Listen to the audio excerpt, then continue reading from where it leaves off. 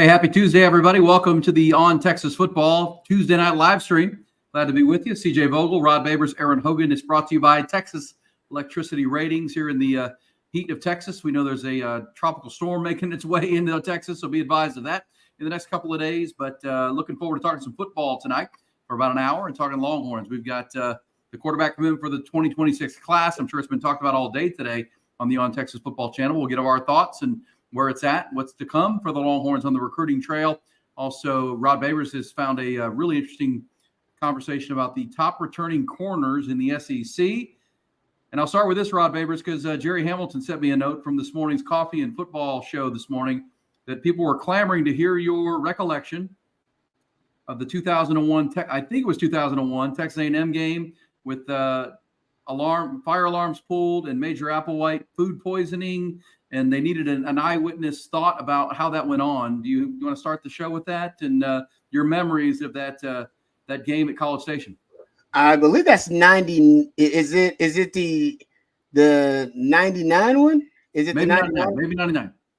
I'm trying to think. Yeah, that's because I know I was on the post-game show of that. That was very beginning of my radio career, so that's important. But that's what Jerry was saying. You have to ask Rod about the fire alarms in the hotel, food poisoning, and the Aggie game.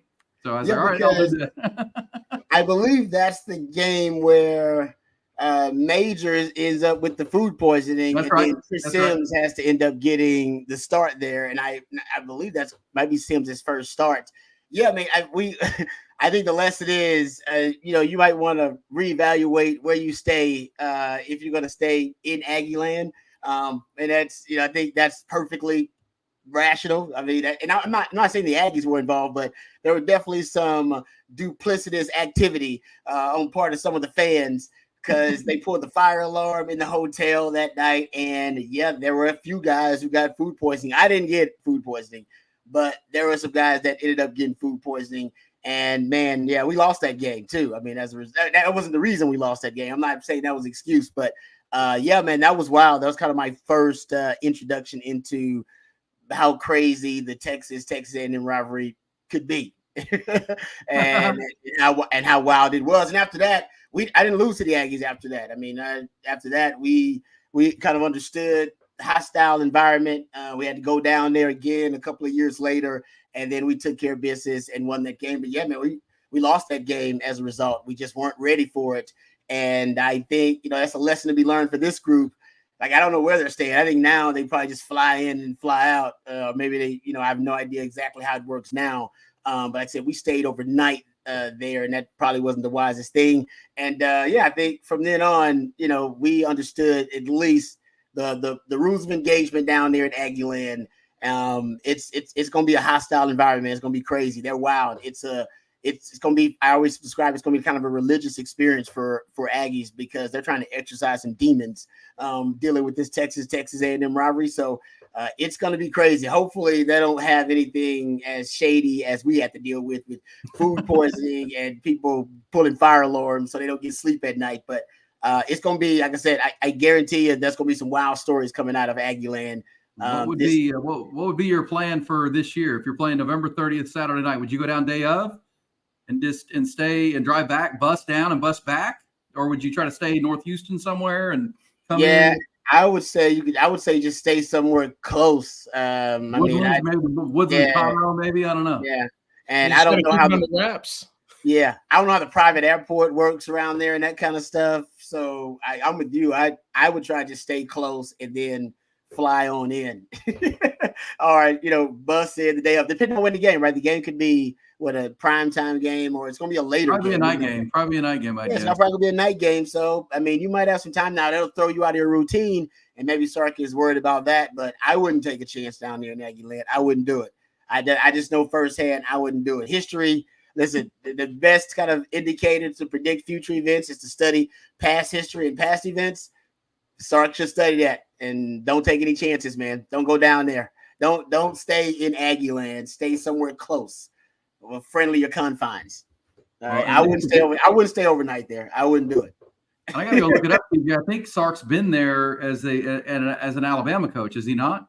Am I right about that? I gotta go look at Sark when he was at Alabama. Did they make a trip to Aggie Land while he was there? At least he would know Same time, yeah, as Rod said, you've got to be overcautious. And that, I believe that was the question Jerry was asking, was what would be the travel plan for this year's re-engagement of the rivalry that's been off. It's a smart question. It is a smart. I mean, and like I said, it's not obviously like the Aggies are involved, but you got fans, overzealous, crazy, wacky fans who are. And we saw the baseball fans in the dugout at the College World Series. I mean, these are you can't control that, right? You can't control that, and that's like I said, that's part of the hostile environment. So you got to consider that. You got to consider, like I said, this is going to be the wildest Texas A&M game in a long time, just because of the rekindling of the rivalry, but also. The Aggies might be good, and if they're good, I would say there's even more of a chance of something crazy happening, some unpredictable circumstance arising if you stay down there. So I would, and if you are going to do it, man, take precautions. You got to lock down that facility. You want to make sure you bring in your own cooks, bring in your own security, everything, man. Make sure, because you can't take any chances. If you're going to try to stay down there, make sure you plan accordingly. I mean, we know that I think the same thing will be true if you're, that's why, places like that, Lubbock can kind of be like that too. Lubbock can be crazy. Like I said, it's the fans. It's not, the programs, but the fans, man, they can do some crazy stuff. Any thoughts, CJ, before we move on to recruiting? Or are you on board with Rod? I think Rod hit it. What's interesting is, this kind of happens all over the country, right? And it's one of those jobs as, the head coach, as, the guy that deals with the ops behind the scenes to make sure that your whereabouts remain secret, right? You don't want, many folks, especially behind enemy lines, to know where you're staying. Texas actually a few years ago started hosting their own team at hotels in Austin before busing over for morning games. So I wonder if that will be the case again this year, especially with some of the big home games that are on the slate this year. So that'll be interesting. But no, it's an interesting world, and so I'm excited again to see kind of where that comes back. And hey, Rod, these games coming back with Texas A&M and Arkansas. I mean, Texas Tech fans were pretty crazy. I'm expecting it to be even more nuts with these two fan bases coming back into the fold, just because it's the first game in quite a while. Yeah, that's another hostile environment. You might want to consider arrangements. You might want to consider bringing in your own security and your own cooks and your own all kind of stuff. I mean, it's just, like I said, that's old school, old deep-seated competitive hatred. And like I said, you just may have some fans who decide to do something crazy and wild. That's usually not the case, but I have experienced it. And don't forget that 99 season. I mean, that's your bonfire season. That's the bonfire tragedy, unfortunately. And so you did have a lot of extra emotion surrounding that game. And so I remember feeling that too as a player down there. Yeah. And I just like that now you don't have, of course, a tragedy attached, but you do have the extra provided emotion with this matchup, because these teams haven't played in over a decade, and this will be the first time they do that, and they'll do it in Aggie land. Well, I'll say this out loud. What if the Aggies win a national championship in baseball and the Longhorns steal their baseball coach? What if that were to happen? I'm just adding that to the layer. We'll see. We'll see. Yeah. Imagine that. Yeah, Chris Beard wow. Times 200. You know what I'm saying? At Texas Tech. That'd be crazy. Aggies about to play for that. Just putting that out there, because I do think there's a conversation to be had in that deal. But we're talking Texas football on a Tuesday night. It's brought to you by Texas Electricity Ratings. For me and people who haven't heard, CJ, your thoughts on the Diabell commitment and how important that is, not just the player. And then I want you to speak to the player and what impact it can have over the next 24 months of recruiting. But just Sark identifying his quarterback, who he wants. We talked about it with Arch Manning. They now I don't want to say get to pick their quarterback, but they identify who they want and go after it. And they already have the commitment for 2 years from now. Yeah, that's kind of exactly how it is, right? Sarkisian and his staff, AJ Milby, they do a great job of evaluating these quarterbacks very early on. Of course, we saw it with Trey Owens, who committed almost a year and a half out from his signing day, maybe 20 months or so from his signing day. KJ Lacey's very much the same way. Of course, we all know Arch Manning was a very talented quarterback, but Malik Murphy also in that conversation where Sarkisian got to camp and said, no, we need a quarterback. We need a guy that can sling it around a little bit. Let me go get my guy. And he went out west to get Malik very early. to do the same with Diabell is going to help the Longhorns in a number of ways. Number one, that's a guy that has his own gravity in the sense of where and how he's respected amongst recruits in the 2026 class. We saw when he did commit, a number of in-state wide receivers as well as Florida commits or recruits chimed in. They said, oh, wait a minute. Diabell already making his commitment now to Texas. And we saw Brady Hart, a 2026 borderline 5-star quarterback today, commit to Michigan. So it starts a little bit more of that domino effect in that class. And of course, we're watching the tape now. The arm talent is tremendous. His ability to extend plays and get the ball to where it needs to be down the field is very impressive this early on in his age. I believe Coach Shipley actually kind of compared him and his arm talent to that of Patrick Mahomes once he gets out of the pocket. Now, I think there's still a ways to go in terms of maybe the technical aspect of what he needs to improve on at the quarterback position. But we're watching the highlights again. And multiple times now, having gone through this reel, Rod, it stands out to me his ability to extend plays, to look down the field to pass. And that puts cornerbacks, defensive backs, and everybody that is in charge of defending the passing game in quite a bind when you're scrambling to pass more so than scrambling to get yards via the legs. Yep, no doubt. And I love that connects to, I think, kind of one of his other extraordinary gifts and traits as a quarterback, which is his ability to be accurate on the run. I love his throwing motion on the run. It's quick. He's decisive. When he extends the play and he's looking at the maturity in his game, when he extends the play, he can scramble. I mean, I've seen him scramble, and he's really athletic, but he doesn't choose to do that. He has lanes, and he decides he's going to extend the play to get deeper into his progression. So that's a maturity in this game. And you talking about watching a guy who's just a sophomore. I mean, I love what he brings to the table. There's a calm, cool, collected poise when the play breaks down.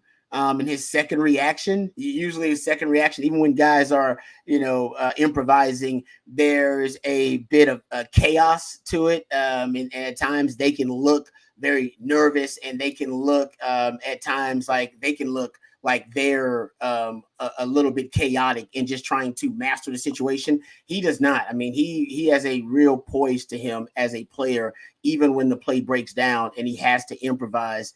And I think that's just the confidence. His athletic instincts are very apparent. And you talk about it, CJ, him looking like a point guard distributing the football out there. And I think that's just because when you look at him, even when he is on the move, he is looking to throw the football downfield, always with the intent on the pass being first. I think that's what Sark likes about his game. Even though he's a dual threat guy, I think he could hurt you with his legs. He wants to be a pocket passer, number one, and then after that, he wants to be a second reaction passer. I think that's great analysis, Rod, as usual. I mean, that's like, Patrick Mahomes. I mean, that's crazy, but his father was a Major League Baseball player, right? This guy's dad was a 12-year NBA player. So this is now sons of great athletes and professional athletes choosing Sark and choosing this program. That's why I say it's almost like the quarterbacks are starting to choose Texas as much as Texas is choosing them, right? Once they identify them. I go back to 2020 when Sark's still at Alabama. He recruited Bryce Young, right? And then he recruited Jalen Milroe, and then he got on Quinn Ewers, and then he got on Malik Murphy, and then he's on Arch Manning, and then it's KJ Lacey and Trey Owens, and now it's this guy. I mean, he knows what he's looking for, and it's almost like the Arch Manning commitment and the success at Alabama now into Texas has made it where why would you commit as a sophomore? It's like, no, I want to go play there. That's where I want to play. That's where I want to develop and hone my skills. And you have a professional athlete's, family saying, yeah, that's where we want to play. It's almost like that Arch Manning stamp of, if it's good enough for the Mannings, it's good enough for my young guy. That's where we want to be. And that to me is just an observer of it. That just bodes well for the position. Because I know, Rod, you've done the deep dive about transfers and quarterbacks and whatnot. It's almost like these guys want to play here and be developed by this coaching staff and play with this receiving core and those kind of things. That's exciting for what's coming in the next, 4 or 5 years.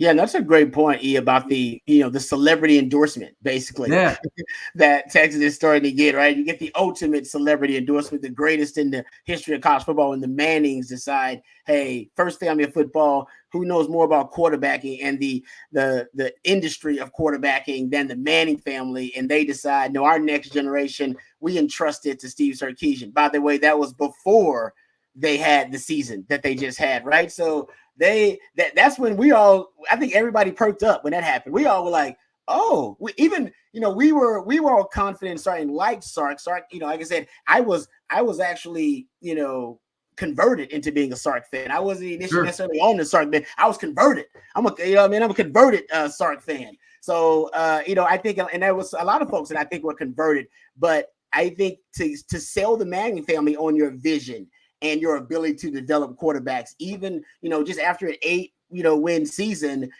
that I think, to me, and I remember saying at the time, I was like, okay, if it's good enough for the Mannings, then I'm going to ask less questions, because the Mannings, and I'm sure they asked all the right questions. Who am I? I'm a football theorist. I'm not a Manning. And I'm sure the Mannings sat in there and they drilled Sark about the X's and O's, the scheme, the strategy, tactics, about him as a coach, about his journey as a coach, and his personal journey, all that. And they were confident, no, this is the guy to lead the next generation of the Manning family. And I think that was to me, a great celebrity endorsement. And like you said, now you got another one from these, pro families, these families and kind of these legacies of guys who are playing high level sports, with Roger Bell and Aldea Bell. And I'm sure Roger Bell did his research. He's got the resources to do it. And he decides, oh no, Texas is where my son needs to be. And Sark, that's the guy that I want to mentor my son at the position, as a ball player, but also as a person.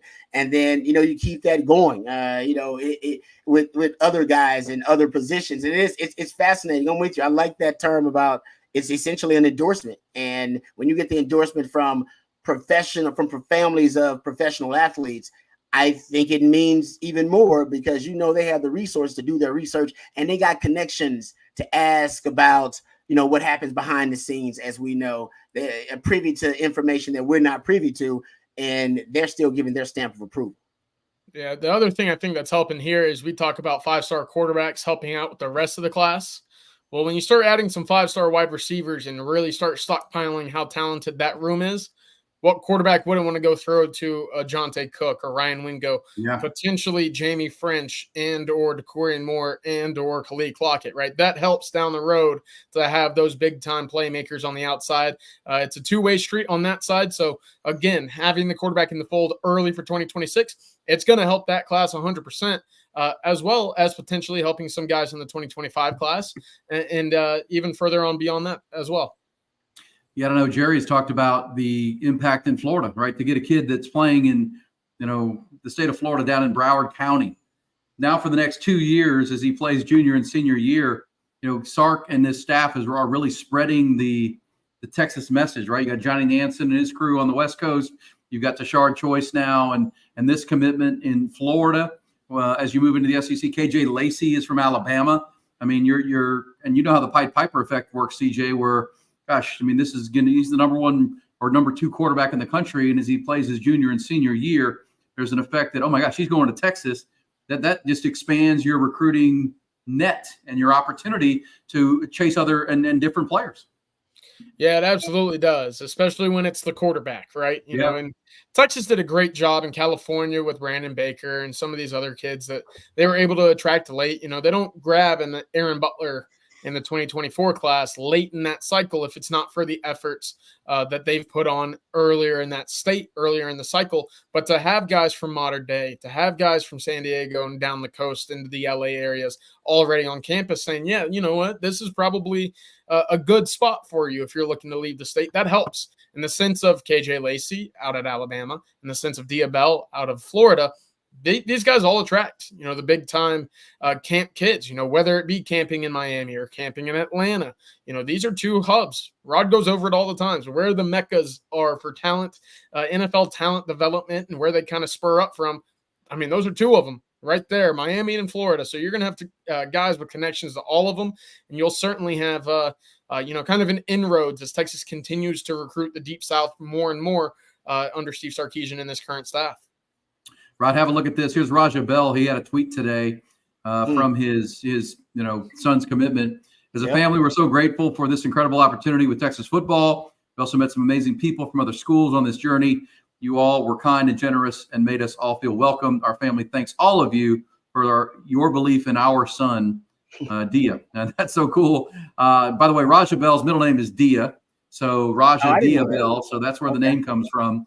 But that speaks volumes to what we were just talking about, Rod, that a parent who, I've been around, my kids played select ball and all that stuff. And sometimes parents are out of control. It's always the athletes' parents who are calm and, they appreciate when anybody notices their kid kind of thing. That's kind of how they grow up. I mean, it's changed so much, but that speaks volumes. Another professional athlete who had a dozen-year career, was a heck of a ball player. Just singing the praises of Texas and what the opportunities coming for their son. Because as a parent, you'll learn this, Rod and CJ, eventually. I mean, that's all you want. You want the best for your kid, right? No matter what they play, what they do, play an instrument, acting class or acting school, theater. You just want the best for them, and that's what parents do. I thought that was a really cool tweet.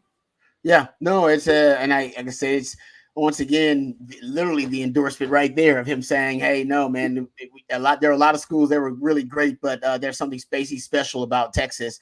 And I do think ultimately this young man Dia Bell, by the way things are set up, his growth and upside is tremendous. And I was just doing some of the research on him, and I see here in the chat that talking about it. CJ said yesterday averaged 21 points per game as a freshman.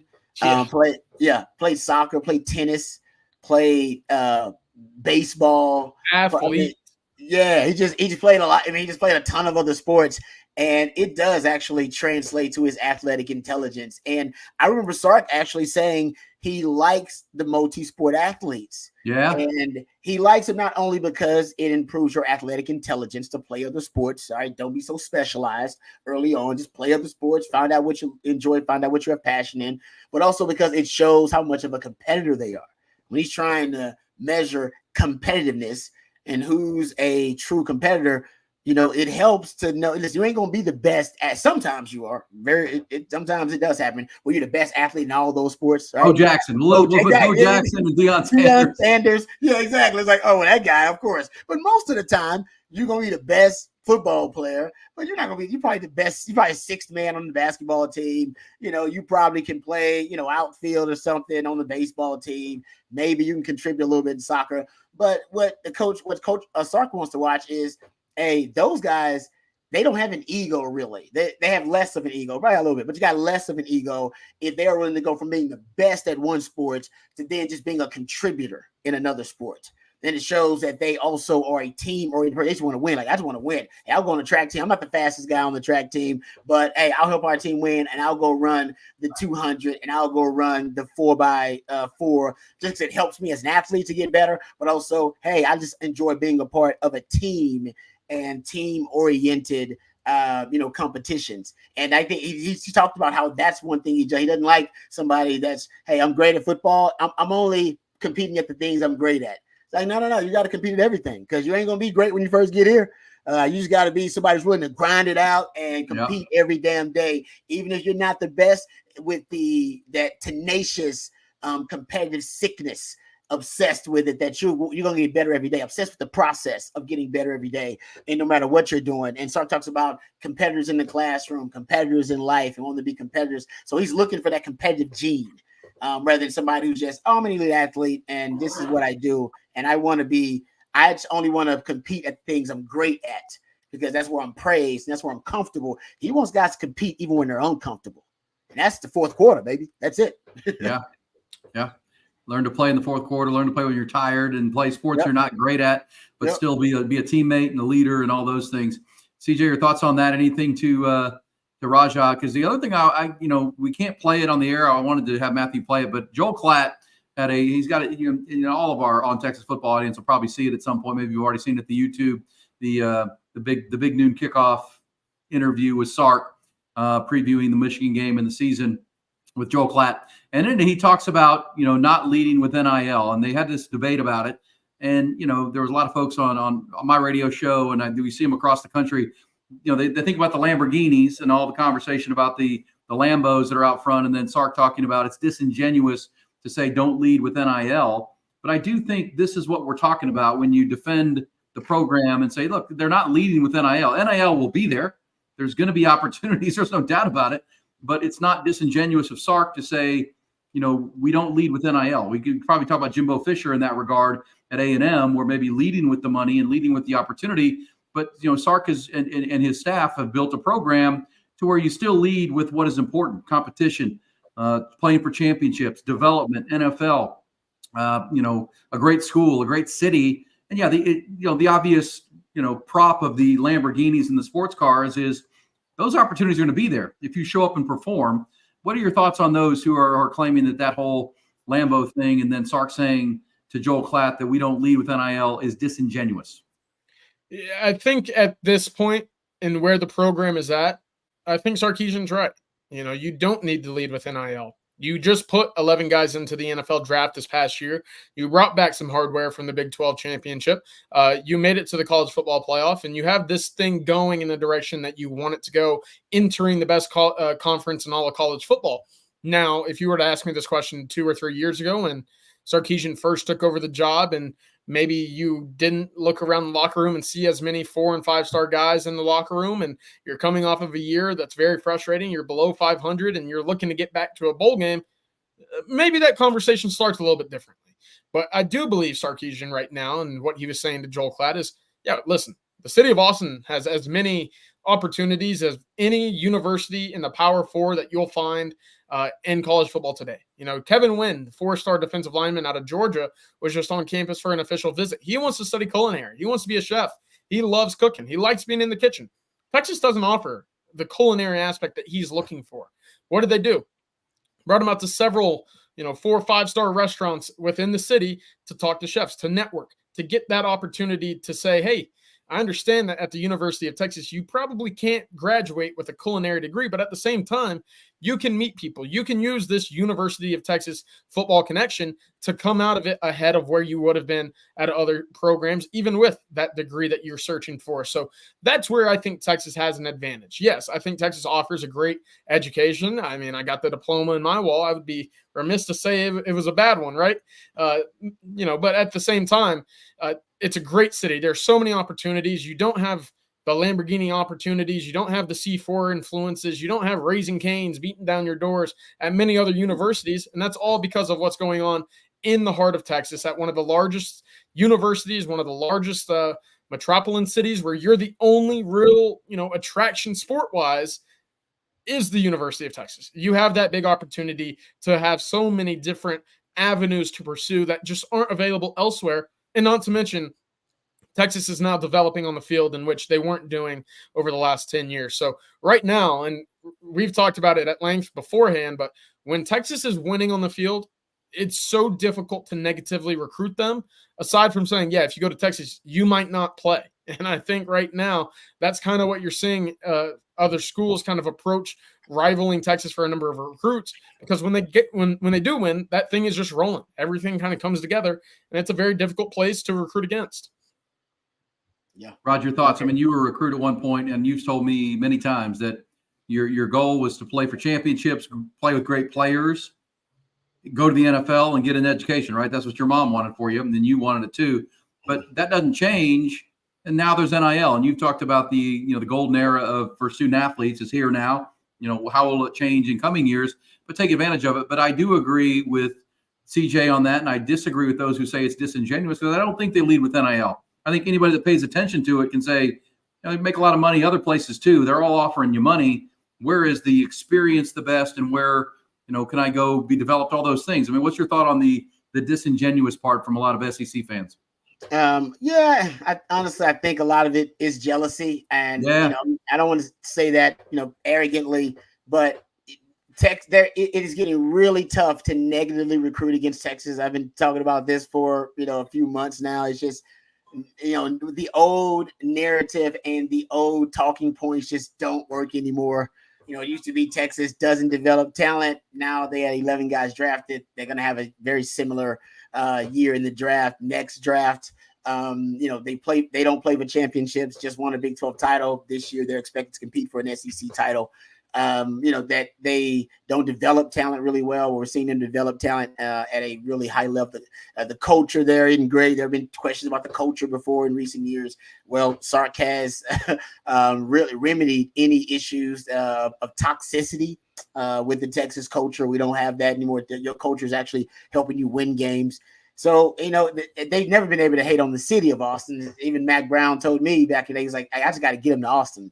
Right. If I give them to Austin, Austin does have to work for me. I give them to Austin. They start looking around the city and they go around the city and they fall in love with the city because the city is fantastic, which we all know. And then the University of Texas, right? It just continues to get more recognition as a top academic university. So, they have that to offer. So there's just nothing to really negatively, recruit against Texas in terms of your opponent. But I do think now one of the things is, oh man, it's all about the money. That's they have a shallow materialistic mindset there at Texas when that's really not the case. They're just competing in the same space with everybody else in the NIL era. And I think because Texas has more to sell, they have a lot of things to sell other than plus the NIL. And I think a lot of the universities some of the programs are jealous because they understand that there isn't much that Texas can't offer you now that the program is actually competing at a really high level. Well, and I want to get into the cornerback conversation too, right here in a minute, but I want to finish up with CJ on this one because jealousy is the right word, I believe. And whether it's right or wrong, I mean, the arms race is here. We're in Austin, Texas. We all three live here in the ATX. But, if you're at Alabama, CJ, and Nick Saban's now gone, you don't sell Nick Saban anymore, right? Jimbo Fisher and A&M before were selling NIL. Now it's Mike Elko, Sam Pittman at Arkansas, Baton Rouge. They don't have all this to sell. So you kind of almost have to lead with NIL at a lot of levels to beat Texas. Norman, Oklahoma. That's an advantage Texas has. I think Columbus, Ohio has it. I think USC has it down in Los Angeles. I mean, we can identify the schools pretty quickly that can do that don't have to lead with it. And that's why we hope. I think that there's some parameters put around it, whether it's the federal government or whatever, to make it a little bit more fair. But in the end, I think Sark, when you say disingenuous with Sark, I think it diminishes what he's done because Texas has always had these advantages, but there were coaches before that didn't use the advantages properly, right? They didn't actually sell all these things we're talking about, or to the point of development and identifying the right talent and building the culture. They weren't, because we've seen it for, we've been a part of 15 years of mediocre football up until now. That's kind of the Sark, carrot or bouquet of flowers that, he's finally got this thing right. And now, because I think there's a lot of people trying to make it about just now that I think Sark, I guess the point would be, I think the current Sark would win in any era that we're talking about. That the NIL obviously helps. But I think what Sark is doing is pulling from Pete Carroll, pulling from Nick Saban, and actually building a program that would win in any era of whatever we're talking about in college football. Yeah, I think right now you're looking at an era of Texas recruiting where folks want to come to the University of Texas because of the football, whereas maybe under the last couple of regimes, it was you come to the University of Texas because everything that it has to offer. Oh, and you get to play football at a fun level as well. Yeah. That development is certainly changing things. The winning on the field, it changes the way that recruits perceive the University of Texas on a national scale, right? We can only say so much about the city, so much about the education, so much about the opportunities. At the end of the day, if you're a 5-star recruit and you're going 6-6 every season, why would I still want to go to that university, right?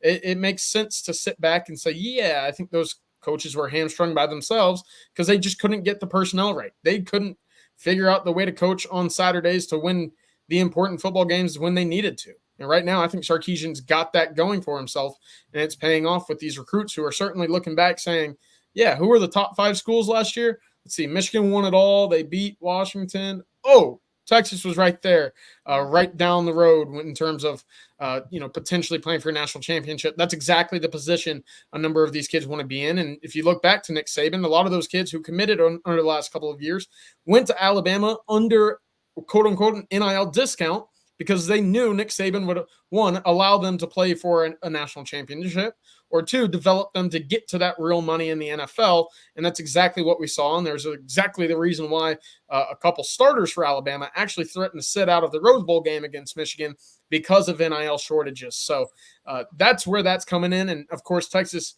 can play that big boy ball in that way as well. But at the same time, you don't fight that same battle that Alabama or some of these other programs have to fight because they're just not as well endowed. Well endowed. It's good to be well endowed. Like that. That was good. That was good. Their endowment is really good in Texas. I can tell you that. Hey, let's see some super chats. Speaking of folks who are endowing the On Texas Football channel, Brandon wants to say, Rod, check your email for NCAA 25. See if they want you to be in the game. And they like your likeness. Longhorn, great. I got to play as 21. There you go. Hey, I will honestly, I will check the spam. I have not gotten anything in my email, but I will check the spam. I'll check the old Hotmail. I'll check all those from back in the day to see. And you know what? Even I'll check with John Bianca, be like, "Hey, John, y'all got something up there for Rod B? Anything?" I don't know how far back they're going. I do remember when they settled the lawsuits for the Ed O'Bannon case for the old EA Sports college football video game. They did give the guys up until 2003. All of them got settlement money of some kind, of varying degrees, depending on how often you were in the game. I left in 2002, so I missed it by a year. I missed my check by a year. So they I don't know how far back they're going. They got to go back to some kind of legendary. I think you would go back to at least, early to mid 90s if you could with some of those great teams, but I could be off about that. Maybe they won't go back that far. I don't know. CJ, do you know? Yeah. I don't know. That wasn't something Rod, I dove into, obviously, not having been in the game. Exactly. CJ. Hey, I was there, Rod. You were 99 to 02, 03. That's when I had everyone's internet. We all had the dial up. Exactly. Yeah, exactly. Go check everyone's internet. All right, let's do another super chat here at the bottom of the hour. Jermichael Finley's kid. I know he's a 26 kid. Any thoughts? Talented kid. Texas will pursue him. He's kind of one of those hybrid wide receiver tight ends. Can really move. Plays out of Lido with 2026 Texas commit Racing Guillory, who we can talk about a little bit later as well. But Caden Finley was on campus the very end of May, I believe, early bits of June. He was one of the last visitors to leave campus. So that's Texas is going to recruit him. They've already offered a guy that is firmly on the radar. Next step is to go out, see him, kind of get him back in the fold in the fall for a game. Yeah. I got a chance to meet this young man. I was shout out to Anthony Williams. I got a chance to go coach one of his camps, and he was at the camp. He is a unique athlete. He is. And I see what you're talking about the flex, the hybrid, kind of a tweener. Sometimes, that used to work against you back in the day. You called them tweeners. Now they call them position flex, right? Now they're hybrids. They used to be, it's a tweener. I don't know what to do with them. So I think in this day and age, it'll be easier for him to find a home. But he's a good looking athlete, got really good feet and really good hands for, either tight end or wide receiver. Really good feet and hands. I don't know about his straightaway speed at wide receiver. I haven't seen that, but his feet are nice. Yeah. Sure, Michael Finley, J. Mike. All right, one more super chat, and then we'll get a thought on cornerbacks in the SEC. Part of me wants to worry about the corner recruiting, but the other have no Sark. We'll get it done. How do we feel about it, Rod? We need Brew. That's a kid from Conroe, right, CJ? Brew? That's right. He's currently on campus right now. There are two cornerbacks on campus, three in total, all in defensive secondary. That's Dijon Lee out of Mission Viejo, California. Nathan Tillman, Mansfield Timberview. That's the safety currently committed to SMU at the moment. And of course, Dorian Brew out of Conroe. Listen, I think Texas is a bit in an odd spot with Dorian Brew right now. Supposed to come in the weekend of June 7th through 9th. Ended up at USC. Texas didn't schedule an official visit with Texas on the weekend, exactly where Texas wants him to come in. So a bit of a pickle right now. Of course, getting him on campus is first and foremost the biggest priority with him. But at the end of the day, you would have loved this visit have been on the weekend with 15 or 20 different official visitors on campus at the same time. So Texas will have their shot, as well as with Aiden Anding. the cornerback out of Ruston, Louisiana. Cade Phillips will come in next week, and Devin Williams as well. So at the end of the day, you got him on campus. You'll see what you can have with him on campus. See if you can make some move that way. But not necessarily, I think, where Texas wanted at the time when they were originally scheduling these official visits. Yeah, he's a heck of a player too. Go ahead, Rod. Your thoughts on the corner position, and we're going to get into the Pro Football Focus conversation you sent us. Let's get into that. But for your thoughts on where they are now. Yeah, I mean, I haven't watched much of Dorian Brew. I'm gonna have to go do that actually, and I'll do that tonight and start watching some of his film and give you my takes on it. But in terms of cornerback recruiting, what I am noticing is that the cornerbacks they're bringing in, the guys like Kobe Black and Santana Wilson, even recently with Caleb Chester, guys they know they can play press coverage. I do think they want to get back to playing some more press. Remember, toward the end of the season last year, they started playing more press. They probably played more press in the last 3 games, Washington included, Tech, and then Oklahoma State, and they played all year. And I think it could just be because they thought the players now were ready to play more press coverage, that they felt like they were ready to play more press, that they were more fundamentally sound in their technique. After so many reps throughout the season, or it could be something that Texas is just trying to move toward more of. Now, we know Sark wants to play more press man. The reasons are simple. The quick game is taking over football, period, at the highest levels. 60% of passing game is 3-step drop, ball comes out quick. RPO game on top of that, which is also a quick game. Ball comes out quick. You want to disrupt that timing. You got to get up in the receiver's face, reroute them, and make them, obviously throw off the precision of the entire RPO play. And then you can isolate the RPA you can isolate it to the slot, or you can double the slot and key the slot however you want to. You can even bump the slot if you want to, which is tough because they got a 2-way go. So most teams they'll decide, that they're going to either slow play that slot, or they're going to double key it with a linebacker or a safety. But my point is, with more RPO, more quick game, you need more bump and run corners. That you're going to start to see that more and more, and that's going to be something that's emphasized, prioritized, and valued. And Sark, I think, and his staff are doing it too. And Malik Muhammad is a press coverage specialist. I think Caleb Chester can develop into that too. I think that's one of the things they're prioritizing. That the corners that I'm looking at, they're bringing in. So they want, number one, to recruit things they cannot coach, which are coverage and speed at corner. But one thing you can't coach is a cornerback that can just play bump and run if you need him to. And that's becoming more and more of a priority at the high levels of football. Hey, Rod, before we get to a thought about Texas electricity ratings, I do want to ask you about the teams like Georgia. Do they play much? I mean, Kirby Smart, right? They like to press cover their corners. Am I right about that? And zone behind it? Is that kind of the they play press. I mean, I don't see the teams that got the horses to do it just play a lot of a lot of pressure. LSU's, or not now, but back in the day, Ohio State's, and even with bringing in Jim Knowles now, they're really aggressive. You'll see them play a lot of man. I think you're right about last year. Bama.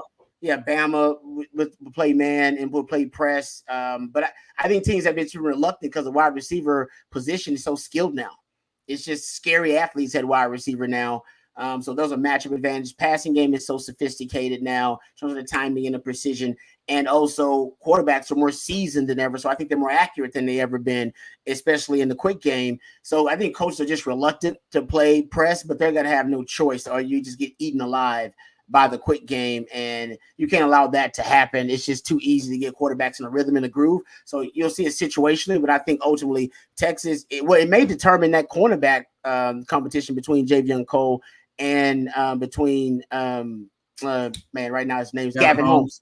Yeah, it may determine the cornerback competition, because I think Javion Cole can play off probably as well, if not better, than probably anybody else in the secondary, just from what I've seen. But if they want to play a lot more press coverage, then maybe Gavin Holmes is better at that.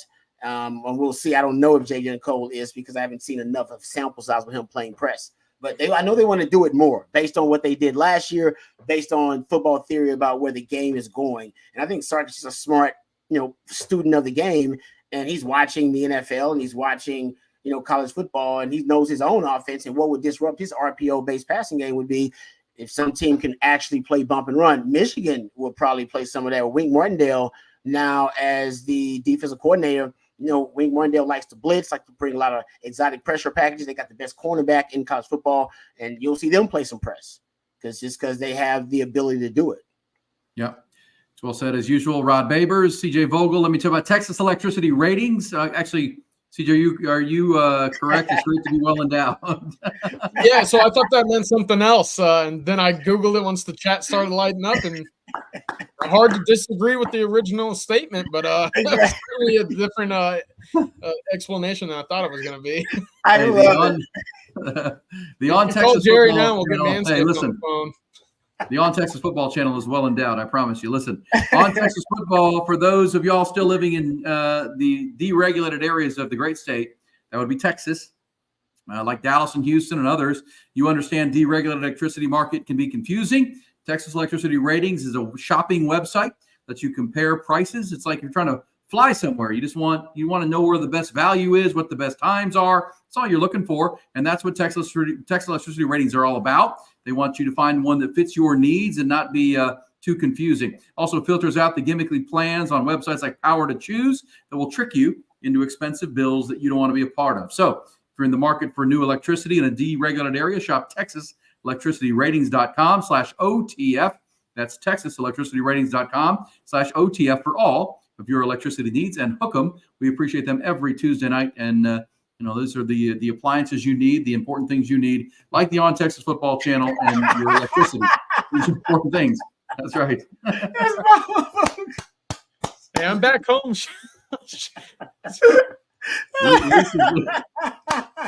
That is great.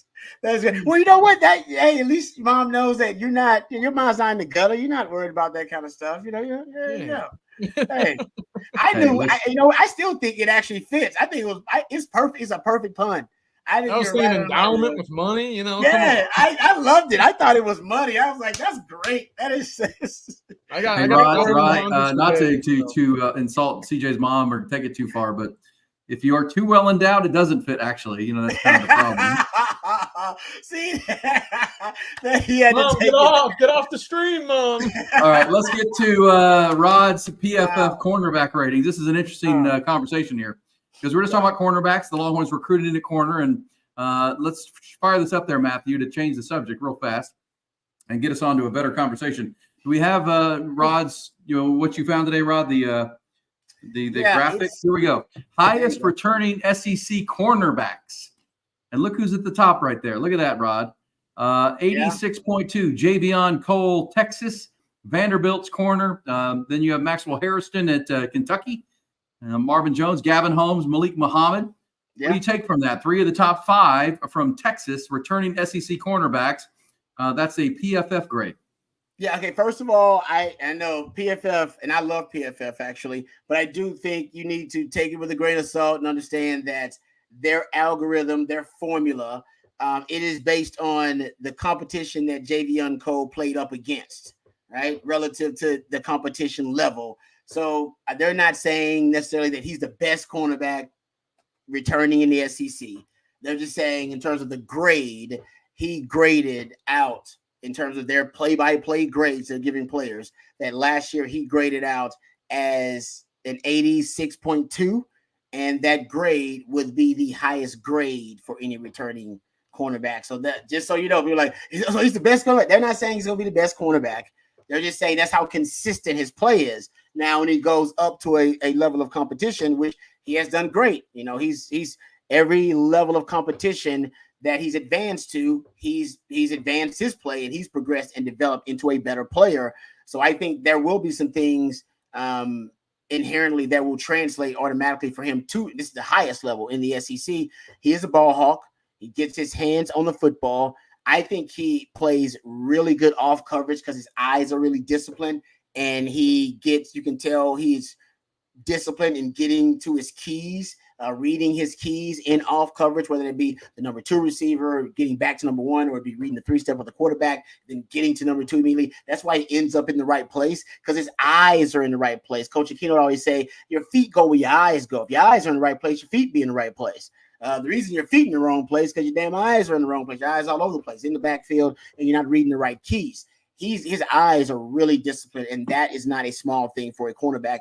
Puts him in the right place so that he can be a ball hawk. And I love his off coverage. He's patient in his off coverage. That's why he's so good. A lot of guys, they play off coverage, they're bailing out, trying to get the hell out of there, trying to keep the cushion, increase the cushion. The cushion is there to help you, but you're not supposed to keep the cushion the entire way down the field. At one point, you do want to get to the point where you are in phase, and obviously in phase or out of phase, for obviously encourage other receivers. So the cushion is going to be broken one way or another. You hate receivers that are so damn fast like Xavier Worthy that your cushion is gone in a second and a half.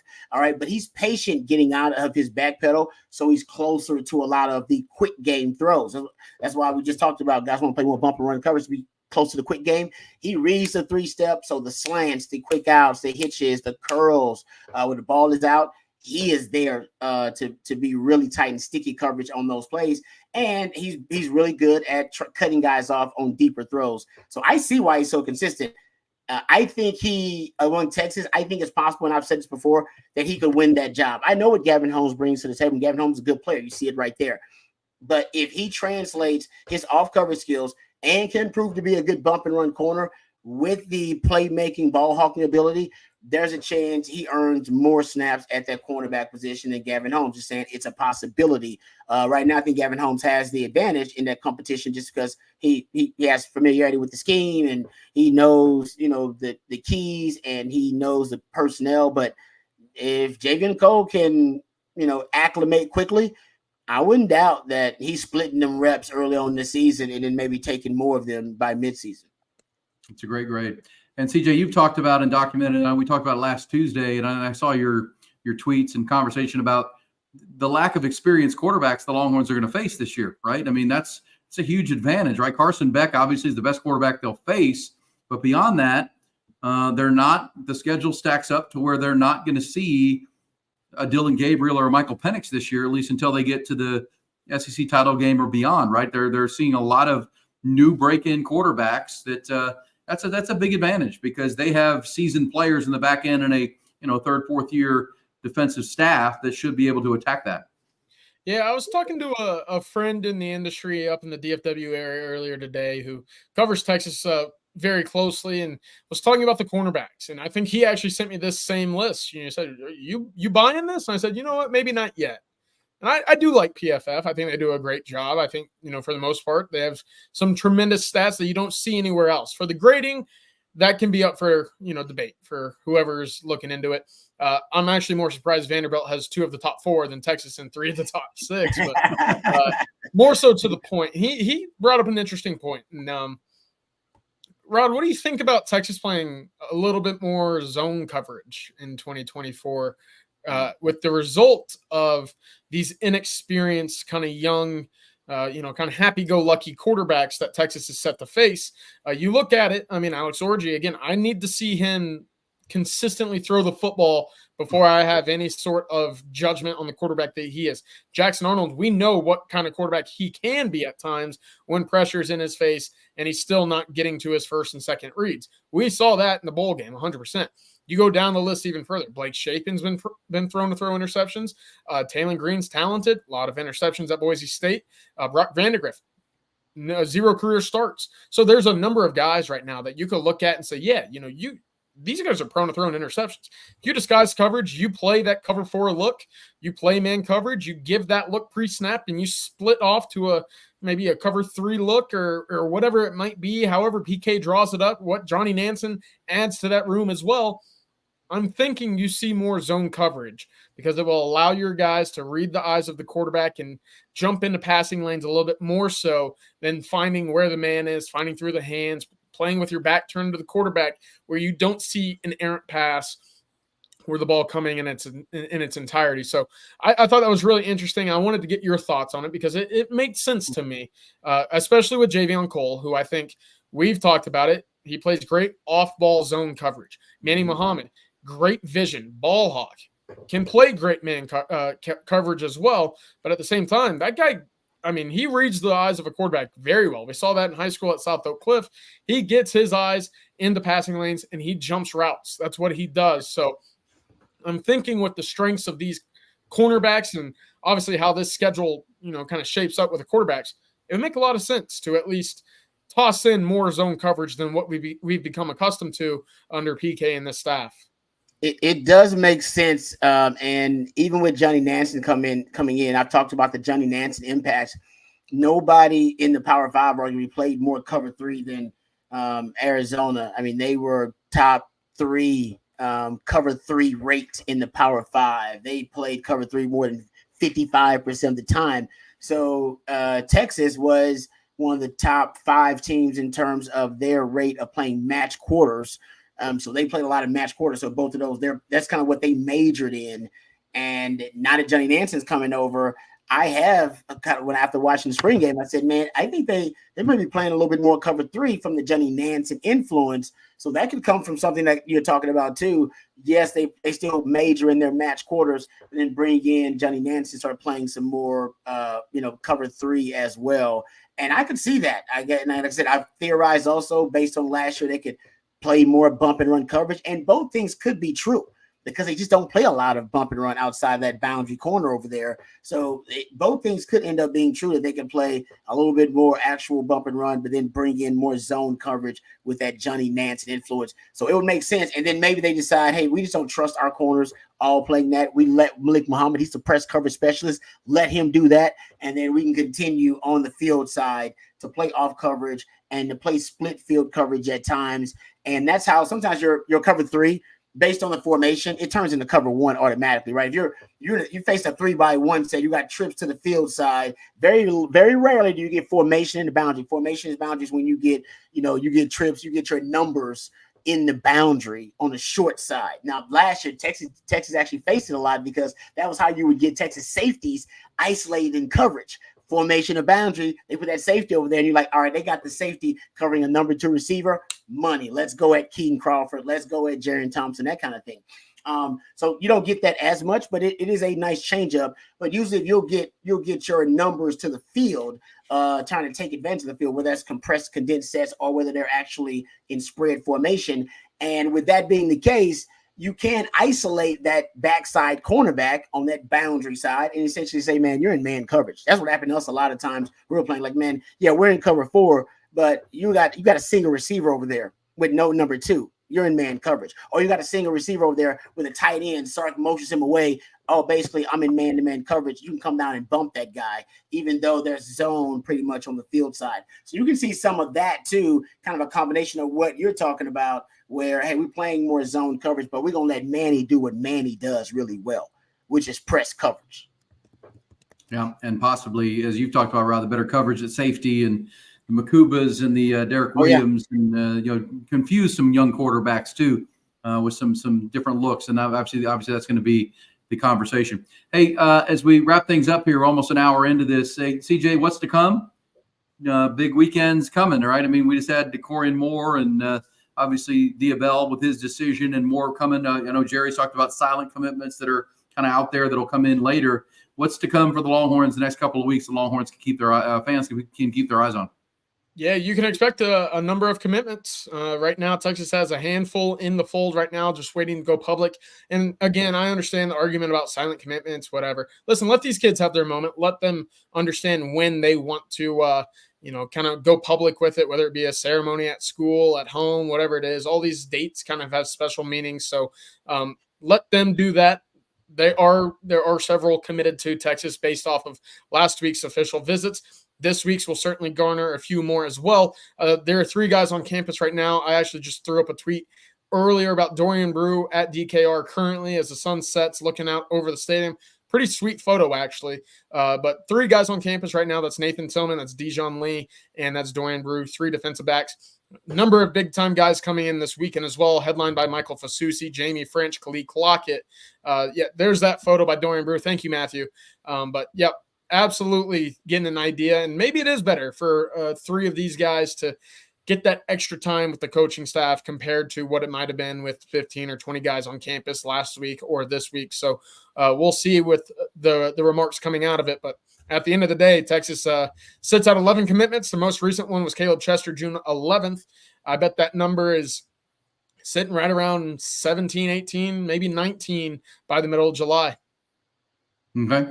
And the DeCorian Moore thing, I mean, where is that? I mean, the latest in your mind, is it just he's going to Oregon? I know that for a visit. And I think I heard Jerry say this morning that if the family had their choice, it would be Texas. But, the kid's got to make his call.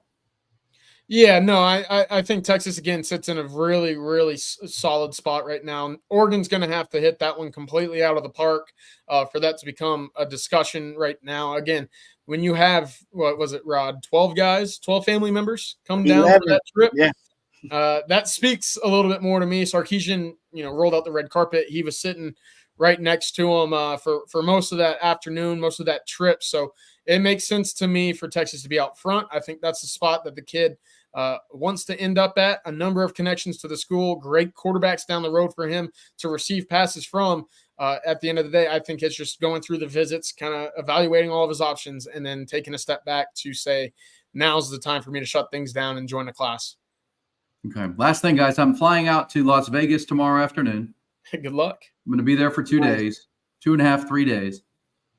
Give me, I'm giving you my outside. I'm going to make some futures bets.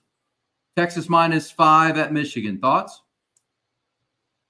Oh, I've risen since, what was it, 3 when it opened, 2.5? Yeah, well, that was according to something I saw this week from Cirque Sports, but I'll see. They got new ones. Yeah, I'll see what it looks like when I get there. We're staying at MGM, so I'll find the best line. But what number are you comfortable at, Texas beating Michigan at the Big House? I like the opening line at 3. I thought that was probably fair. Again, Michigan, they're going to be a good football team. They're going to have one of the better defenses Texas will face. The question is, if Texas is able to get out early, will Michigan have the firepower offensively to maintain a ball game, even at home? I think they're going to try to limit possessions. We've talked about this. They're going to slow the game down, dominate the running game. But at the end of the day, if they go 2 or 3 possessions early without scoring, I have a hard time believing the Texas offense will do something similarly. There's just too many options, too many weapons for Texas, and Quinn Ewers, a third-year starter who's played in games similar to this, to not have points on the board after a quarter or so. So I'm looking at 3 to feel really comfortable. 5, that means you beat Michigan, the defending champions, on the road by a touchdown. I think that might get a little hairy, but at the end of the day, I feel comfortable about Texas right now going into that game in Ann Arbor. So I'm excited for it. Says he's coming back with tats. No, I'm not. I won't do that. That's how I lose a bet. What happens in Vegas stays in Vegas. No, I think I'll take the bet, man. I feel better and better about Texas at Michigan. Me too. Me too. I think it's gonna be. That defense worries me at Michigan, but they can only hold Sark's offense for so long. Sark's offense will break through. They'll have a run. We know that Sark's offense will have it at one point.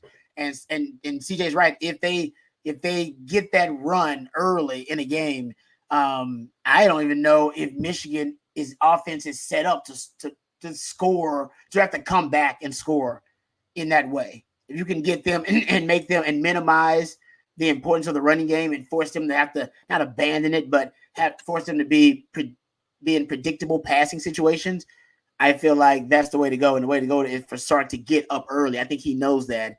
And that's why I think Sark's opening script could be crazy. It could be some wild stuff in there, man, trying to make sure he gets up early and takes that crowd out of it. Take the crowd out of it early, get up early, and then force Michigan to play catch up and put them in a situation where they need to be in a shootout. Kind of how Texas did against Alabama a little bit. That's kind of the same formula. Yeah, put Alex Orji in there. If he is the starting quarterback, you play comeback mode, and then you have an advantage with pass rush. And I think I'm going to go with that. I'm giving you all this real quick on the way. My dark horse Heisman candidate is going to be. I don't know what the odds are. I know it's like last I saw it was like plus 1,500, plus 2,000. Was Cam Ward at Miami? Nice. If you look at Miami's schedule, they don't play Clemson. They don't play North Carolina. That's my dark horse. Jaden Daniels kind of 10, 11 wins, put up big numbers, sneak in and win the Heisman. Obviously, Quinn Ewers, obviously Carson Beck. You guys have a dark horse Heisman future that you like?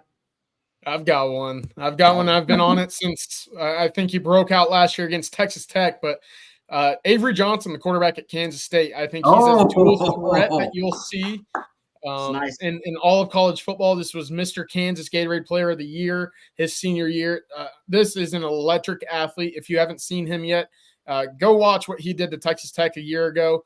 I believe it was in Lubbock. I actually had a Tech coach text me after and he said, thank God we don't have to play them next year, because that guy still kind of runs through some nightmares that I have. So I thought that was funny. But of course, that kid is special. He beat Will Howard out for that job and basically, sent him to Ohio State, if you will. Really talented kid. All it's going to take is Kansas State doing what they have been and contending for a Big 12 title. If they do that, I don't have a reason to believe that he won't be in New York if Kansas State ends up winning the Big 12. That's good. I like that a lot. I like that. All right, that's good stuff right there. Because Cam Ward, my argument is he was, incarnate word, Washington State. People are figuring out who he is. And what Miami let him loose. Yep. They go 10, 11 wins with the schedule they have, and Florida State's their toughest game. They could be in the mix for a conversation. Woo-hoo! Whoa! UT boy. UT boy. Wow. Rod, you getting the good Pampers with that one. Look at that. Hey, I'm gonna let wifey know about UT boy. I'm telling wifey tonight that what you did for the family today. I'm gonna go there and tell her. That's amazing. That really is. Thank you very much, UT boy. God bless you. Family. That's the super absorbent right there, man. That's the triple absorbent. I've been there, man. I've been there. Hey, all right, guys. Great stuff. Boy, we toasting to you tonight, man. I'm toasting to you tonight, brother. As soon as I get in there. Man. All right, guys. Cheers to all of y'all and good times. We're counting down the days. I think we're now about 12 or 13 to the move to the SEC at the end of the month.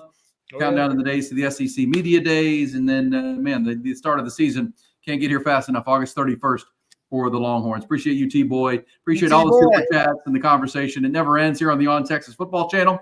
Brought to you by Texas Electricity Ratings. Check out their website. Make sure you put /OTF to find out all the details if you are in a deregulated area of Texas. All the information you need right there. Guys, have a great week, and we'll do this again next Tuesday. Absolutely. Thanks, UT boy. We are